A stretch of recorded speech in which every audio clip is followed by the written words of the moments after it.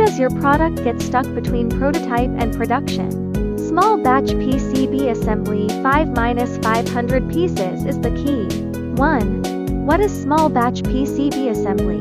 Positioned between prototyping 1-5 units and high-volume production. It emphasizes flexibility and speed, ideal for design validation, marketing testing, and new product launches. It accommodates frequent design changes. 2. Core values. Why choose it? Risk reduction. Identify issues before mass production to avoid costly rework later. Design validation. Verify component sourcing and solderability to lay the groundwork for mass production. Market testing. Pilot small batches to gauge market response. Cost control. Reduce capital investment and inventory risk. 3. Critical processing. Precision without compromise. DFM design review. Component sourcing and procurement. Flexible production line setup.